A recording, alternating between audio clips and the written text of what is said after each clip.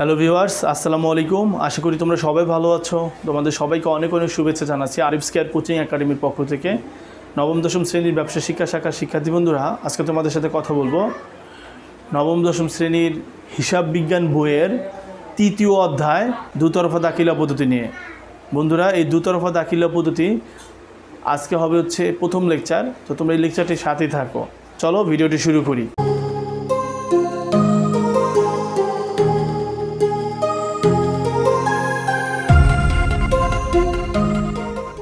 তো বন্ধুরা, তোমরা দেখতে পাচ্ছ আমি এখানে আলোচ্যসূচি লিখে রেখেছি। আজকের আলোচ্যসূচি হচ্ছে দুতরফা দাখিলা পদ্ধতি কি, এছাড়া দুতরফা দাখিলা পদ্ধতির বৈশিষ্ট্য। বন্ধুরা, এই অধ্যায়টি তোমাদের বইয়ের তৃতীয় অধ্যায়, আর এটি খুবই ইম্পর্ট্যান্ট একটা অধ্যায়। এটা ইম্পর্ট্যান্ট কারণ এখানে দুতরফা দাখিলা পদ্ধতির পাশাপাশি একতরফা দাখিলা পদ্ধতি নিয়েও আলোচনা করা হয়েছে এবং অঙ্ক এখান থেকে বারবার পরীক্ষায় আসে। এছাড়াও যদি হিসাব বিজ্ঞানটার কথা বলি, টোটাল হিসাব বিজ্ঞানটা কোন সিস্টেমটার উপর দাঁড়ানো আছে, একটাই উত্তর, দুতরফা দাখিলা পদ্ধতি বা ইংরেজিতে যাকে বলে ডাবল এন্ট্রি সিস্টেমসের উপর দাঁড়িয়ে আছে। 1494 সালে হিসাব বিজ্ঞানের জনক লুকা প্যাসিওলি যে থিওরিটি প্রদান করেন সেটাও কিন্তু ছিল এই দুতরফা দাখিলা পদ্ধতি। এবং তার সেই যে বিখ্যাত বইটি সুম্মা ডি অ্যারিথমেটিকা জিওমেট্রিয়া প্রপোর্শনিয়েট প্রপোর্শনালিটা, এই বইটিও কিন্তু দুতরফা দাখিলা পদ্ধতির উপর বেস করেই লিপিবদ্ধ করা হয়। বন্ধুরা, দুতরফা দাখিলা পদ্ধতি একটি বিজ্ঞানসম্মত পদ্ধতি, নির্ভরযোগ্য পদ্ধতি এবং এটি একটি পরীক্ষিত পদ্ধতি যা আন্তর্জাতিকভাবে স্বীকৃত। এজন্যই সকল দেশে এখন দুতরফা দাখিলা পদ্ধতির জয় জয়কার। একতরফা দাখিলা পদ্ধতি যদিও আমাদের গ্রামে গঞ্জে যেই ব্যবসায়ীরা আছে বা দেখা গেছে যে শহর অঞ্চলেও ছোট ব্যবসায়ীরা আছে, তারা হয়তো একতরফা দাখিলা পদ্ধতিতে হিসাবটা রাখে, কিন্তু তা কোনো স্বীকৃত পদ্ধতি নয়, অবৈজ্ঞানিক পদ্ধতি, অনির্ভরযোগ্য পদ্ধতি। শুধুমাত্র দুতরফা দাখিলা পদ্ধতিতে যদি কেউ হিসাব রাখে, অর্থাৎ ডেবিট ক্রেডিট সিস্টেমে, সেইটি আন্তর্জাতিকভাবে একটি স্বীকৃত পদ্ধতি। তো প্রথম প্রশ্ন হচ্ছে দুতরফা দাখিলা পদ্ধতি কাকে বলে। বন্ধুরা, তোমরা জানো যে তোমাদের যে সৃজনশীল প্রশ্ন আসে হিসাব বিজ্ঞানে, সেখানে ক থেকে শুরু করে গ পর্যন্ত কোনো প্রশ্ন এইরকমভাবে আসবে না যে দুতরফা দাখিলা পদ্ধতি কাকে বলে, কারণ ক, খ, গ সব কয়টাতেই, অর্থাৎ সহজ মান, মধ্যম মান এবং কঠিন মান সবগুলোতেই কিন্তু অঙ্ক আসবে। তবুও আমি চাই যে তোমরা এই ধরনের প্রশ্নগুলোর উত্তর জেনে রাখবে, যে হিসাব বিজ্ঞান কাকে বলে, লেনদেন কাকে বলে, হিসাব সমীকরণ কাকে বলে, এই দুতরফা দাখিলা পদ্ধতি কাকে বলে। এই ধরনের প্রশ্নগুলো জেনে রাখলে কি যে তোমার বেসিকটা অনেক স্ট্রং হবে। হিসাব বিজ্ঞান স্ট্রং যদি না হয় তাহলে কিন্তু তুমি ভালো করতে পারবে না। হিসাব বিজ্ঞানটা প্র্যাকটিসের ব্যাপার, হিসাব বিজ্ঞানটা বোঝার ব্যাপার, হিসাব বিজ্ঞানটা বোধগম্যতার ব্যাপার, আন্ডারস্ট্যান্ডিংয়ের ব্যাপার একটা। যদি কেউ ভালোভাবে হিসাব বিজ্ঞানটাকে রপ্ত করতে চায়, ভাষা ধারণা নিয়ে হিসাব বিজ্ঞান রপ্ত করতে পারবে না। হিসাব বিজ্ঞান দেখো, তোমাদের কোনো ফ্রেন্ডসের দেখবে যে হিসাব বিজ্ঞানে অনেক দুর্বল, আবার তোমাদের সার্কেলের ভিতরে দেখবে কেউ একজন হিসাব বিজ্ঞানে এসে 95, 94, 95 পেয়ে যাচ্ছে। কারণ কি? কারণ হিসাব বিজ্ঞানটা মূলত বোধগম্যতার একটা ব্যাপার, আন্ডারস্ট্যান্ডিং করতে হবে তোমাকে বিষয়টা, যে দুতরফা দাখিলা পদ্ধতি কী, জাবেদাটা কী, খতিয়ান কী, রেওয়া মিলটা কী। এই আন্ডারস্ট্যান্ডিংটা যদি না করতে পারো তাহলে তুমি ভালো করতে পারবে না। এই জন্য তোমরা প্রত্যেকটা টপিক খুব ভালোভাবে দেখবে, বুঝে দেখবে।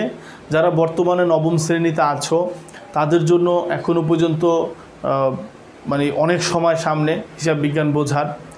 আর যদি তোমার ইচ্ছাই থাকে যে হিসাব বিজ্ঞান নিয়েই সারা জীবন থাকবো, পারবে। কারণ হিসাব বিজ্ঞান এখন বর্তমানে সারা বিশ্বে স্বীকৃত। হিসাব বিজ্ঞান সংক্রান্ত যে ধরনের পেশাগুলো আছে, সে চার্টার্ড অ্যাকাউন্টেন্ট থেকে শুরু করে কস্ট ম্যানেজমেন্ট অ্যাকাউন্টেন্ট পর্যন্ত ছাড়া আরও বহু ধরনের পেশা বর্তমানে এই হিসাব বিজ্ঞানের সাথে জড়িত রয়েছে। তো বন্ধুরা, হিসাব বিজ্ঞানটাকে মনে প্রাণে ধারণ করো। যদি হিসাব বিজ্ঞানটাকে রপ্ত করতে পারো তাহলে তোমাদের এই ভালো মার্কস অর্জন করাটা সম্ভব। তো চলো আগে আমরা দেখি যে দুতরফা দাখিলা পদ্ধতি কাকে বলে। সঠিক হিসাব প্রণয়নের জন্য যে ব্যবস্থায় লেনদেন সমূহের দ্বৈত সত্তা যথাযথভাবে লিপিবদ্ধ করা হয় তাকে দুতরফা দাখিলা পদ্ধতি বলে।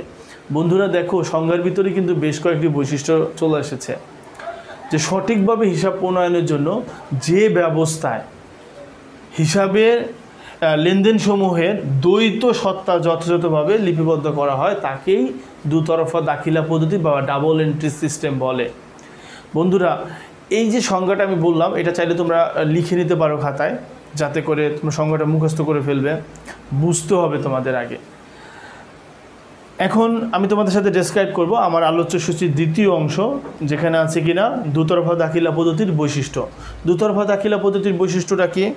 প্রথমটা হচ্ছে দ্বৈত সত্তা। বন্ধুরা, দ্বৈত সত্তা মানে কি? দ্বৈত সত্তা হচ্ছে একটা লেনদেনের সাথে দুইটা পক্ষ জড়িত থাকতে হবে, মাস্ট, আদারওয়াইজ লেনদেন হবে না। একতরফা দাখিলা পদ্ধতিতে একটি পক্ষ জড়িত থাকে, এই জন্য এটা একটি অবৈজ্ঞানিক পদ্ধতি। কিন্তু বৈজ্ঞানিকভাবে দেখা গেছে যে কোনো লেনদেনের সাথে একটা পক্ষ জড়িত থাকতে পারে না, প্রত্যেকটা লেনদেনের সাথে দুইটা পক্ষ জড়িত থাকতে হবে। এটাই অন্যতম একটা বৈশিষ্ট্য। দাতা ও গ্রহীতা। বন্ধুরা, দাতা থাকবে অর্থাৎ কেউ দিবে, আবার সেটা কেউ রিসিভ করবে, অর্থাৎ ডেবিটর অ্যান্ড ক্রেডিটর, যেটা হচ্ছে কথা। এরপর দেখো বন্ধুরা, এখানে আছে দেখো ডেবিট ক্রেডিট করা, অর্থাৎ প্রত্যেকটা লেনদেনের ডেবিট থাকবে এবং সেই ডেবিটের একটা সমপরিমাণ ক্রেডিট থাকতে হবে, আদারওয়াইজ সেটা লেনদেন হবে না যদি না থাকে। এরপর দেখো বন্ধুরা, সমান অঙ্কের আদান প্রদান, অর্থাৎ এই যে কিছুক্ষণ আগে তৃতীয় নম্বর বৈশিষ্ট্যটা কি বললাম, যে ডেবিট ক্রেডিট, অর্থাৎ সমান অঙ্কের আদান প্রদান মানে কি? অর্থাৎ যেই পরিমাণটা ডেবিট করা হবে সেই পরিমাণটাই আবার কি করতে হবে, ক্রেডিট করা হবে। যদি ক্রেডিটটার সমান ডেবিটটা না হয় তার অঙ্ক মিলবে না। সামগ্রিক ফলাফল। বন্ধুরা, হিসাব বিজ্ঞান কিন্তু একটা নির্দিষ্ট সময়ের লেনদেন সামগ্রিকভাবে প্রকাশ করে, এটা কিন্তু অল্প কিছু মানে আংশিকভাবে প্রদর্শন করে বিষয়টা তা নয়। হিসাব বিজ্ঞান একটা নির্দিষ্ট সময়ের কোনো ব্যক্তি বা ব্যবসা প্রতিষ্ঠানের সামগ্রিক একটা ফলাফল প্রদর্শন করে, যার জন্য কিনা বর্তমান সময়ে দুতরফা দাখিলা পদ্ধতির জয় জয়কার। তো বন্ধুরা, আশা করি এই দুতরফা দাখিলা সংক্রান্ত প্রাথমিক আলোচনা তোমাদের ভালো লেগেছে। যদি আমার এই ভিডিওটি তোমাদের ভালো লেগে থাকে তাহলে লাইক, কমেন্ট ও শেয়ার করতে ভুলবে না। বন্ধুরা, আমাদের এই নতুন ইউটিউব চ্যানেলটিকে গ্রো করতে তোমরা আমাদের হেল্প করো, আমাদের এই ভিডিওগুলো তোমাদের বন্ধুদের মাঝে শেয়ার করে দাও, যাতে কি না তারা আমাদের এই আপডেটেড ভিডিওগুলো দেখে উপকৃত হতে পারে। তোমরা আমাদের সাথে থাকো। Thank you so much. আল্লাহ হাফেজ।